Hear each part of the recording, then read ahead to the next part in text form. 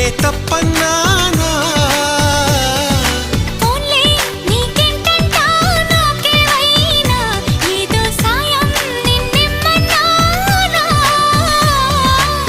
వలపంటే నిప్పు లాంటిది కలకాలం దాచలేనిది సలహా విని ఒప్పుకోవే ఇక